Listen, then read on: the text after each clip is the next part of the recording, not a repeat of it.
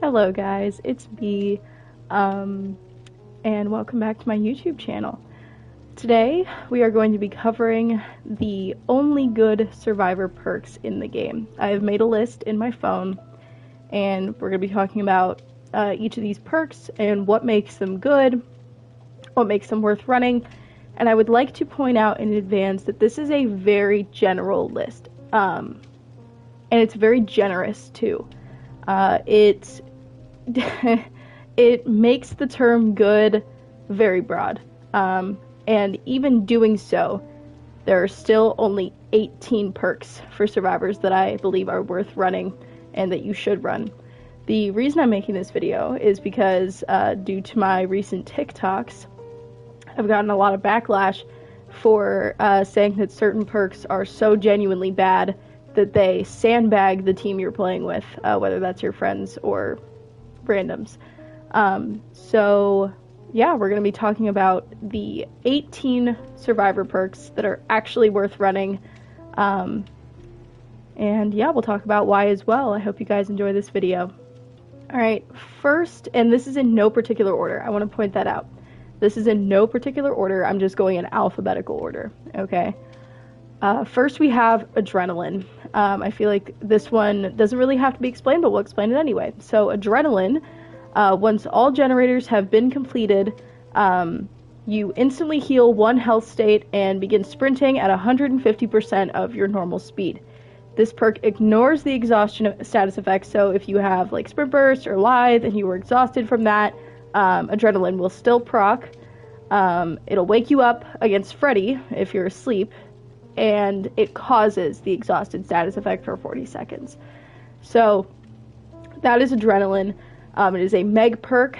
I believe this perk to be good because specifically in teams, full 4-man swifts, this can be really game changing. I've also personally been in situations where I was like, damn, I wish I had adrenaline here. Like I'd been slugged and then the last gen gets done, the killer's nowhere to be found, and I could have just been up and away. So yeah, I think that adrenaline is very useful in some situations. I don't personally run it because I feel like it's most useful in full 4-mans, and I don't have one of those. So that is adrenaline.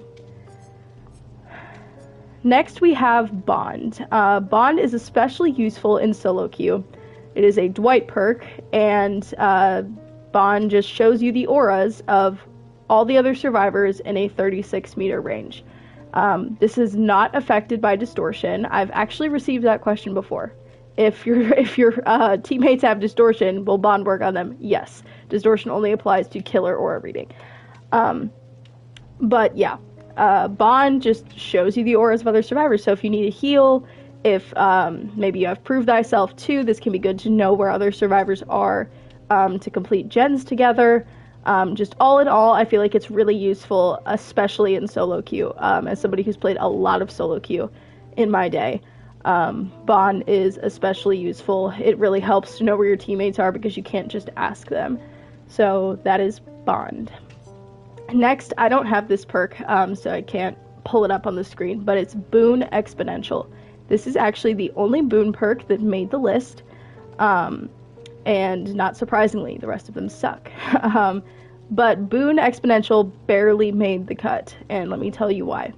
I don't believe that BOON perks are worth running at all. It's a terrible time investment, and the only way I see it fit to run these BOON perks is if you have 4 of them. But that's the downside with Exponential, being the only one worth running, and it's a bad time investment to bless totems, especially if the killer is taking the time to snuff them. But anyway, let's get into what it does. BOON Exponential is a Jonah perk that when you're within the range of the totem, you recover at, I believe it's... I'm actually not sure. Let me pull up Jonah. Alright. Okay, yes, I was correct. Or I was correct in what I was going to say. BOON totem, or when you're within the range of the BOON totem, you recover at 100% of the normal speed, and you can pick yourself up as many times needed. So yeah, that can be pretty useful. I've had several games where it was just like totally game changing. There was this one game that I vividly remember on Ormond against a trickster, where he started slugging in the range of the Boon totem, and we were just picking ourselves up over and over again. It can be very, very helpful, especially if you're playing with a full 4-man. I think not as useful if you're solo queuing or if you're playing with, you know, at least 2 other randoms. But all things considered, yeah, Boon Exponential is the best Boon perk by far. And in my opinion, the only one worth running, but there's the downside of it's a bad time investment.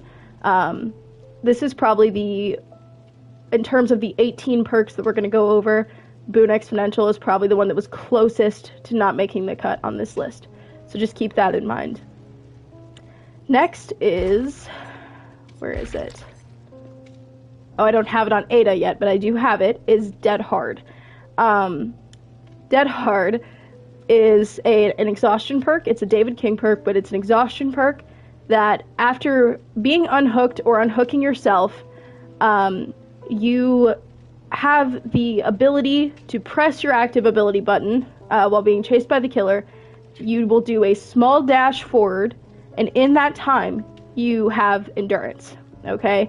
So the maximum amount of times you can use this is 2, because it only works after you've been unhooked or unhooked yourself.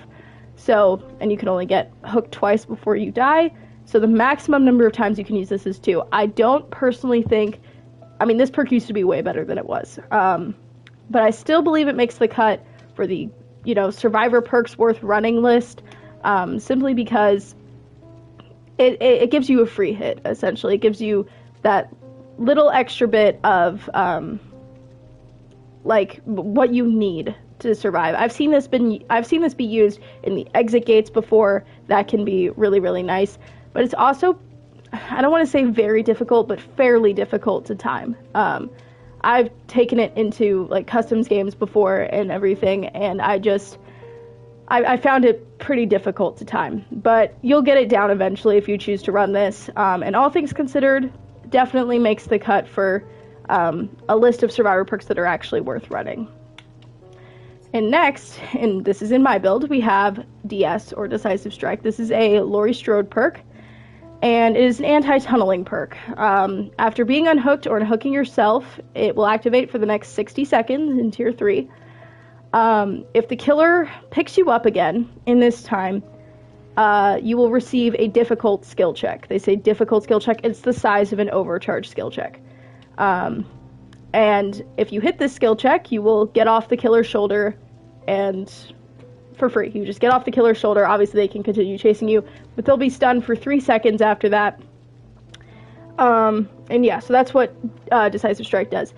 Keep in mind that, like most anti-tunneling perks, Decisive Strike deactivates, okay, if you perform what the game calls a conspicuous action in that 60 seconds. This means doing a generator, healing yourself or other survivors, blessing or cleansing totems, dual or hex, it doesn't matter. What else is a conspicuous action? Unhooking a survivor. Yeah, I mean, any game progressing action is what they call it. A conspicuous action is an action that progresses the state of the game. So, things that would not be considered a conspicuous action are things like unlocking chests, killer-related interactions, so cleansing against plague, disarming a trapper's trap, wiping away a hag trap. Yeah, using items doesn't count as a conspicuous action, for the most part, right? Like, you know, using your flashlight doesn't count as one, but using your med kit on yourself or somebody else is. And then using a toolbox, obviously, to repair a generator or sabotage a hook is a conspicuous action. So yeah, that's conspicuous actions, because we'll go over those again later with another perk later on in the video. But yeah, so those are conspicuous actions, and performing those does deactivate Decisive Strike. Only for that time that you've been unhooked, though. Like, if you come off the hook and you choose to give up your Decisive Strike by doing a generator, next time you become unhooked, you will get Decisive Strike again. However, if you regardless of if you get Decisive Strike, if you get to use it, okay, whether you succeed the skill check or fail the skill check, it will disable for the rest of the trial. So you can only use it once. You only get one chance, okay, because if you fail the skill check, you lose it too. And it also does not activate once the exit gates are powered, okay, so it disables after the last gen becomes complete, even if you haven't used it yet. So that is Decisive Strike. There's a lot of discourse surrounding Decisive Strike. It is on the roadmap to be reworked in the next few months, in the next patch. Everybody's hoping it's a buff, because you can't really nerf this perk any further without totally gutting it. This perk also used to be a lot better. And personally, I only use it because I have winter party starters from the winter event this year. Let me tell you, chat, this perk, without getting the blind, if you miss the blind, or if you simply don't have like a firecracker or a flashbang, is useless. The killer will catch up to you almost immediately, okay? I do not encourage running this perk if you're not going to bring a firecracker or run flashbang alongside of it, but flashbang is a terrible perk. So that's the thing with Decisive Strike. It has to be micromanaged. It's definitely on the lower end of these 18 perks in terms of good. If one was the best perk, Decisive Strike would probably be 15 or 16. I run it because of the tunneling meta and how often the killer attempts to tunnel me out. It just buys me a little extra time. So that is Decisive Strike. Yes. Alright, next is Deja Vu. My opinion on this perk has changed quite a bit over time. I thought it did something completely different than what it actually does for the longest time, because I believe it used to do something different. But Deja Vu, what it does, it shows you the auras of 3 generators which are in close proximity to each other. Okay, and on those generators you gain a 6% repair speed boost. Not bad, okay? The reason this isn't bad, and I mean, I guess it's less useful now, but it still has its moments, it prevents 3 gens. If you actually go to the generator, like, let's say you spawn in and you see your 3 red generators, the auras are revealed to you, you can prevent a 3 gen very easily by only repairing generators that are revealed to you. So, I also think it's good for beginners, who struggle finding generators, especially on, like, indoor maps. This can be very good for beginners. It can be good for preventing 3 gens, and you get a little speed boost for repairing those gens. Any perk that helps make generators go faster is going to be a decent perk at the very least, but it made the cut for good. We'll give Deja Vu good. Okay, next we have Deliverance. This is an Atom perk. This is the best survivor perk in the game. And there's no doubt about it, okay? This is a perk that had to be banned from comp games because of how, I don't want to say overpowered, because no survivor perk can be overpowered, but impactful it is, okay? So what Deliverance does is, after you get a safe hook rescue on another survivor, when you get hooked, if you get hooked, but when you get hooked, you can now unhook yourself with 100% certainty that you will get off. I think we all know that trying to Kobe, as we call it, has a 4% success rate. Deliverance brings this up to 100%. Not a chance you will not get off if you get a safe hook rescue on another survivor. The only downside to this, in my opinion, the only worthy downside, is that this doesn't work on second hook, okay? So you can't, like, save it for your second hook. You have to use it on your first hook. And that means you also need to be getting a safe hook rescue, before your first hook. So that, and it makes you broken for 60 seconds after the unhook, but that's not a huge deal. If you're okay with playing injured for 60 seconds, like, whatever.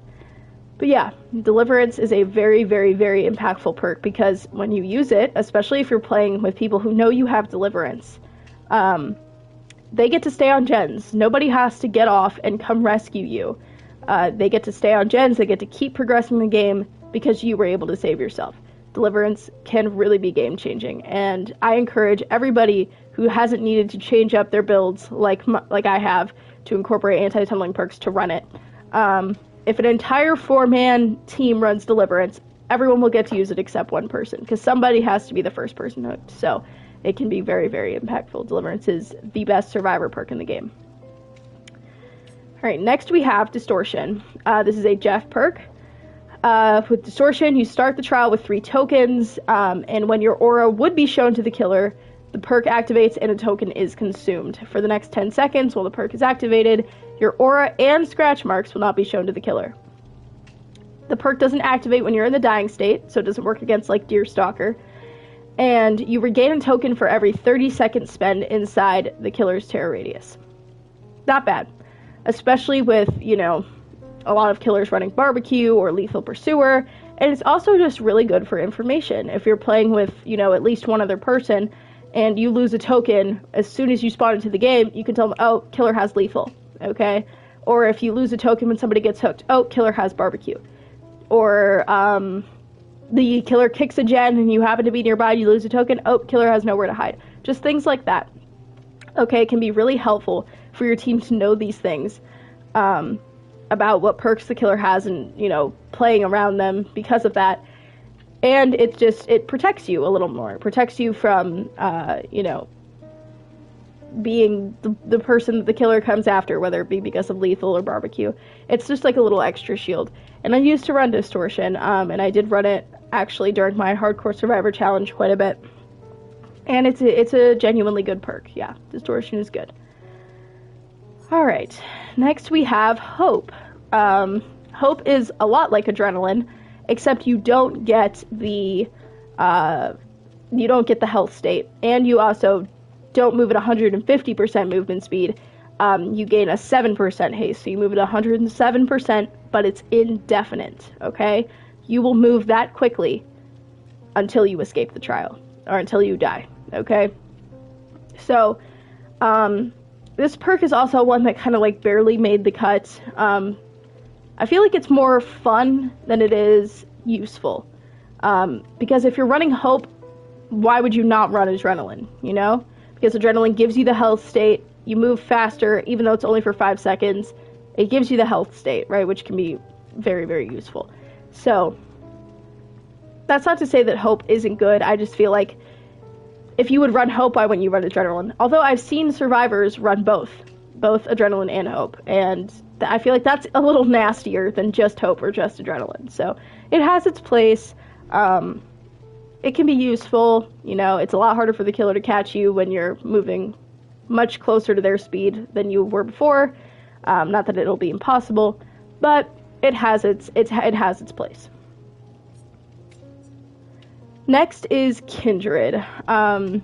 Kindred, I feel like, is especially good and especially useful in solo queue. Okay, Kindred, what it does is when you get hooked, all other survivors will see all other survivors' auras, and they will see the killer's aura if they're within a 16-meter range of the hook. Okay. What this also does is when another survivor is on the hook, you can see the killer's aura if the killer is within 16 meters of the hook. So this is especially useful in solo queue. It's the same kind of deal as Bond. Like, there have just been so many situations for me personally in solo queue where I'll go to get the save on somebody and somebody's already there, or somebody's also going there. And Kindred prevents these situations because you can see if a survivor is going for the hooked survivor. Okay. Or is, you know, going for you. Well, but like the other survivors, right? Like, let's say somebody on my team is running Kindred, I can see if somebody else is going for that survivor. So it prevents time-wasting situations. When you see somebody going, you can do a gen instead or do something useful instead of going for a save when somebody is already on their way. And so that's Kindred. Next, this one is also in my build, is LITHE. LITHE is an exhaustion perk. It's a Fang perk. And what it does is when you perform a fast vault, or a rushed vault, you will break into a sprint at 150% of your normal running speed for 3 seconds. And this will cause the exhausted status effect for 40 seconds. This is very good. This is a very, very good perk. After performing that vault, you're just gone. You're just gone. And it has its place in a lot of specific builds as well. Especially around, like, ninja builds, like getting away fast kind of builds. But it's overall just, in my opinion, the best exhaustion perk in the game. The one that would come closest to that would be Sprint Burst, but LITHE is very, very good, yes. And if you're in a like really deadly situation, and you have a vault nearby, it can, you know, make some distance for you, and that can be very helpful. Next is Off the Record. Okay, I also have this in my build. This is a Zarina perk, and it is an anti-tunneling perk. Once you get off the hook, whether it be by yourself or by another survivor, Off the Record activates for 80 seconds. But, like Decisive Strike, it becomes disabled once the exit gates are powered. So, don't forget about that part. When Off the Record is active, your aura will not be shown to the killer. So it's like a little mini distortion for 80 seconds. You will not make grunts of pain, and you will gain the endurance status effect for that entire 80 seconds. Keep in mind, like Decisive Strike, this will be deactivated by you performing a conspicuous action. Not the grunts of pain being reduced or the aura reading, but the endurance. You will lose the endurance if you perform a conspicuous action. It doesn't actually say that on the perk, but I use it. My Swift uses it. I don't know why it doesn't tell you that, but yes, performing a conspicuous action will cause you to lose the endurance, okay? This needs to be micromanaged a lot like DS. Nobody keeps the entire 80 seconds if they're not actively being tunneled, okay? So you need to know that, okay? By using Off the Record, it doesn't mean you have to be useless for 80 seconds after coming off the hook. In fact, if you come off the hook and another survivor heals you, you give it up, okay? You give it up, all right? But, you know, if the killer comes right back to the hook, it's in your best interest to keep it. Or let's say, you know, the killer didn't come right back to the hook, but you happen to run into them again on your way to a generator or something, and you're like, I'm glad I kept my Off the Record. You have to know when to keep it and when not to. It takes some time to adjust to that, but it is a very, very good perk. It is very good for anti-tunneling. And all things considered, it's, you know, very useful. Off the Record is good. Next we have Prove Thyself. This is a Dwight perk, and whenever you are working on a generator with another survivor, the generator gains a 10% speed boost to repairing. This is very good. It doesn't stack with other Prove Thyselfs, okay? So if you run Prove Thyself and the survivor you're repairing the gen with runs Prove Thyself, it's not a 20% boost. It's just 10, okay? It doesn't stack with itself, but it does stack with other speed boost to gen repair perks like Deja Vu, okay? So if you're on a gen that you got your Deja Vu for, you get your 6%, and then somebody comes and joins you, you get your 10%. So it's 16% repair speed in that situation. So Prove Thyself is very good, especially if you're playing with other people and you can communicate, or if you have bond and you know where other survivors are repairing gens at. All in all, this is a very good perk. Any perk that, you know, makes gens go faster is going to be a good one. Okay, I don't have this one on Ada yet. Reassurance. It is Rebecca's perk. This one, besides maybe Exponential and like Hope, was probably the one that was closest to not making the cut for this list. It was probably, if I ranked all these perks from 1 to 18, Reassurance would probably be 18, okay? In terms of how close it was to making the cut. So, Reassurance. When within a 6-meter radius around a hook survivor, use the active ability button 2 to pause their struggle progression for 30 seconds. If they are in the struggle phase, it also pauses the struggle skill checks, and Reassurance can only be triggered once per survivor per hook instance, okay? So that's Reassurance. This is, in my opinion, really only good if you're playing with a full 4-man, but if you are playing with a full 4-man and you use it appropriately, it can be very, very good, especially against killers who camp, okay? It buys your teammate extra time on the hook so that maybe you and your other teammates can coordinate a save that ends with everybody coming out of it alive. But yeah, that's what Reassurance does. I think, like I said, this one barely made the cut because, in my opinion, it is only useful when you're playing with a full 4-man. Like, actually, a few weeks ago, I had a game where I solo queued, or I didn't solo queue, I was playing with one other person and 2 randoms, and we had this Bill who had reassurance, but you know what he did? He would walk up to us, reassure us, and then walk away, just run away. So, that's the solo queue experience with this perk. Definitely do not run this perk unless you're playing with a full 4-man. It's simply not worth it. Alright, we're gonna go back to Ada.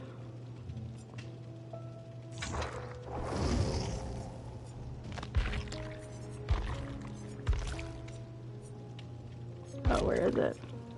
There it is. Okay, next is Resilience. Okay, Resilience is a very, very, very good perk. Okay? It grants a 9% additional speed when repairing, sabotaging, healing, unhooking, vaulting, cleansing or blessing a totem, opening exit gates, and unlocking chests while injured. It does 8 things 9% faster when you're injured, okay?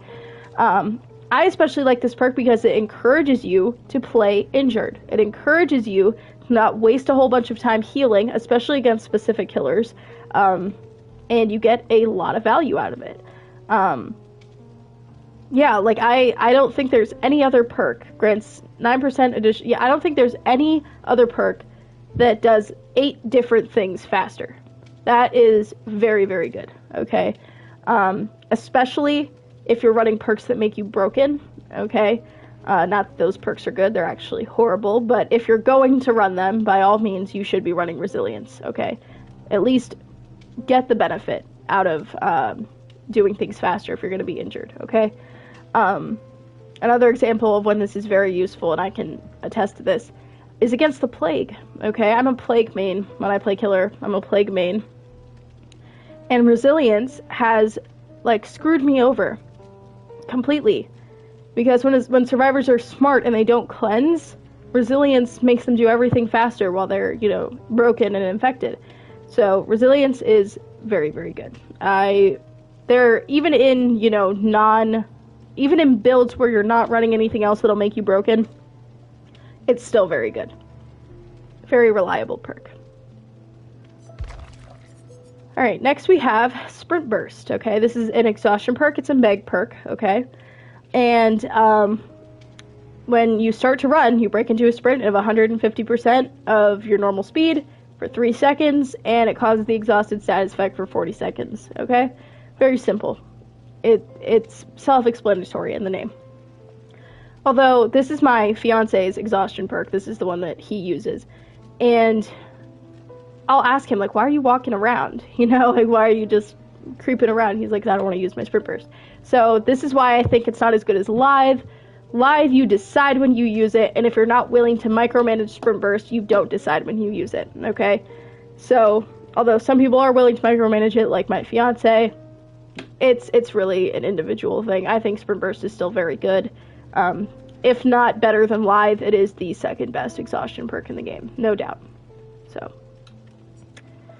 alright, next we have Unbreakable, okay, or as I like to call it, Unbreakable, because it is a bill perk. What Unbreakable does, it's essentially like a one-time exponential, okay? Unbreakable, you increase your recovery speed in the dying state by 35%, so not as fast as exponential, but you can only pick yourself up once, okay? This is very, very situational. I don't know very many people that are often in a situation where they've been slugged for so long that they could have picked themselves up with Unbreakable without the killer being right there. I've run it before, but it's just too situational in my opinion. It's still a good perk, don't get me wrong, it's still a good perk, but it is, all things considered, a little too situational for me, okay? There haven't been many situations where I've been slugged for so long that, Unbreakable would have come in handy. And finally, number 18, and again, this isn't in order, I don't think this is the worst one on the list, but the last one we're going to go over is Windows of Opportunity. It's a Kate perk. I believe this perk, it's in my build. It was never in my build when I started playing this game. I only started playing this game about 6 months ago, and I never used it. up until probably the last month or so. I just realized that not playing with a full 4-man, there's no way for you to know which resources are still there and which aren't. I've had randoms that wasted every pallet on the map in their first chase. Did it last a while? Sure, but not long enough to justify the usage of every pallet on the map. And so Windows, that's what it does. It shows you the auras of pallets, breakable walls, and vault locations within a 32-meter range of your location.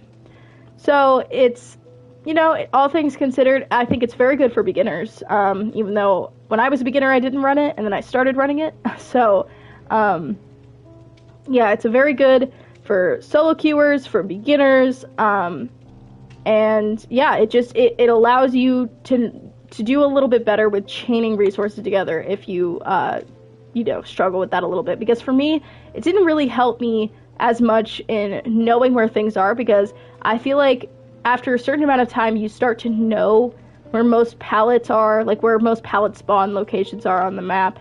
So it didn't really do anything like that for me, but it helped me know if my random teammates had wasted resources, and it helps me know, or helps me do a little better in chaining together loops and chaining together resources. You can see after, you know, you use a pallet and let's say the killer breaks it, you can see where your next loop is, where your next resource is, and how to get there. And that can be very useful. So that's Windows, and that is the last one we will go over today. I don't really think that any of the perks, if I get a whole bunch of comments that are like, well, what about this perk, what about this perk? There's a reason I didn't include it. If you guys want me to do a very long video where I go over every perk that wasn't on this list and tell you why it's bad, I could, but I'm not going to. It would take a very, very long amount of time, okay? What I will do, though, is tell you that, generally speaking, a lot of the perks I didn't include are bad exhaustion perks, for example, like Balanced Landing, terrible exhaustion perk. Healing perks are innately bad because they don't focus on the objective. Just, like, I don't... This is my opinion on what perks are good and what perks are worth running. I was asked what I believe are the best perks, what perks I believe are worth running, because I believe the majority of Survivor perks are bad. But you're welcome to run whatever perks you want. If you don't want to run any of these perks, by all means, go ahead. But this is my opinion on the perks I believe are worth running, are actually good, and actually benefit you or your team. So yeah, Survivors just have such a small selection of good perks. And if you guys, I don't know if you noticed this or not, but not a single good Survivor perk has come out since Rebecca, okay? Rebecca. And actually, I take that back. They have released good Survivor perks made for this on Gabriel, but then they get nerfed to the ground. A lot of these perks have actually been nerfed to the ground. Dead Hard, DS, freaking Prove Thyself used to be better. Just all of these perks used to be, or not all of them, but a lot of these perks used to be so much better.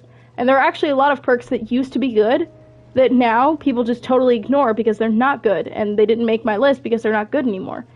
Like Iron Will, for instance. Okay, Iron Will used to be amazing, and now it sucks, okay?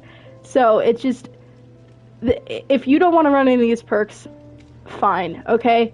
But bear in mind that we as Survivors have such a small selection of good perks, and there's a good chance, looking at the most recent release of Survivor perks, we will never get good ones again. So make your choices wisely, okay? Make your choices with a winning mindset, okay? If you play this game to have fun, I sure as shit don't know how you have fun if you're not winning, okay? Because for me, it's only fun when I win. I get frustrated very easily if I'm losing like 20 games in a row, okay? And a lot of Survivor perks just don't contribute to the objective whatsoever. In fact, there are so many that are just mathematically inefficient, or they take you away from the objective. Like, there are literally Survivor perks that are like, complete this much of a gen, and then go sit in a locker for this amount of time, and you get this. Like, you're actively pulling Survivors away from the objective. They are trying to fool you guys with these perks. They are trying to raise killers' win rates with this stuff, okay? Behavior has admitted that they want a 60% kill rate for killers, and that they will do whatever they can get to get there, okay? And by us running these terrible, terrible perks, you're making that easier for them. If you have fun without winning, props to you. Honestly, props to you. I could never, but props to you. Okay. But if you like winning, these are the perks to run. Okay, these are the perks to make your builds around. And I hope this information was useful to you guys. I hope that you understand these perks a little better. You understand why they're good. If you have any questions for me about any of these specific perks, be sure to, let me know in the comments. Follow all my other socials, my Twitch, my TikTok, and subscribe to me here on YouTube. And thank you guys for watching. I hope you have a great rest of your day. Bye.